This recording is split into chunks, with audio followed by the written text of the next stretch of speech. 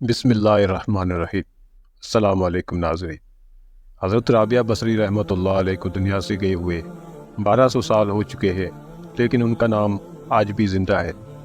رابعہ بصری نہ کوئی شہزادی تھی، وہ نہ کوئی ملکہ تھی، اور نہ ہی کوئی اتنی زیادہ خوبصورت تھی، نہ خاندانی تھی، بلکہ عورت ہونے کے لحاظ سے ہر عیب اس میں تھا۔ ان کی عادت تھی کہ وہ روزانہ عشاء کی نماز کے بعد غسل کر کے کپڑے بدل کے اپنے خاوند سے پوچھتی کہ آپ کو میری ضرورت ہے۔ اگر وہ کہتے کوئی نہیں ہے تو پھر مصلی بچھا کر فجر کی نماز تک مصلی پر کھڑی رہتی اور ساری رات عبادت میں مشغول۔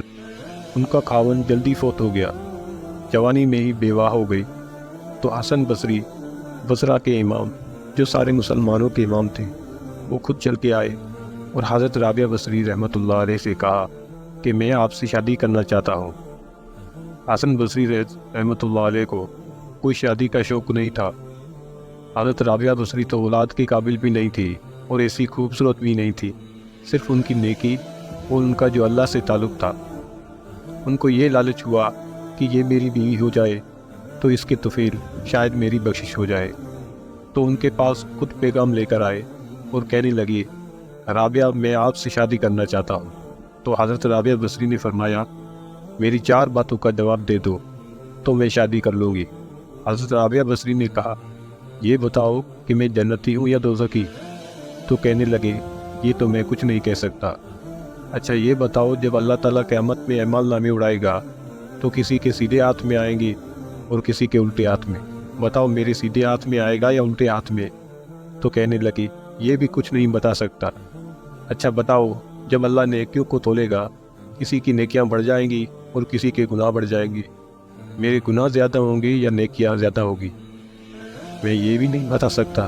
اچھا یہ بتاؤ، جب لوگ پل صراط سے گزریں گے، کوئی پار نکل جائے گا، کوئی نیچے گر جائیں گے، تو میں پار نکلوں گی یا دوزخ میں گروں گی؟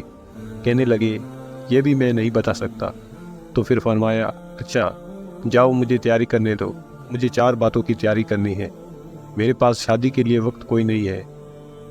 جو اللہ سے دوستی لگا لیتے ہیں، اللہ دنیا ان کے لیے مسخر کر دیتا ہے، اللہ دنیا ان کے پاؤں میں ڈال دیتا ہے۔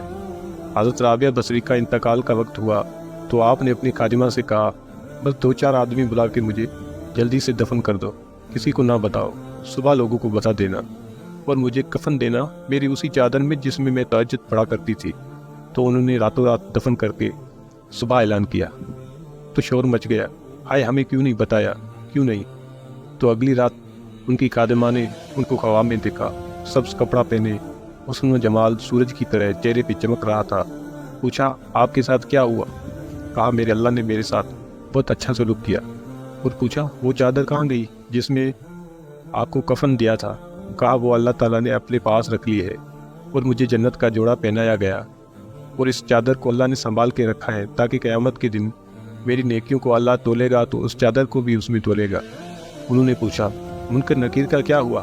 کہا، وہ آئے تھے تو انہوں نے مجھ سے کہا، تیرا رب کون ہے؟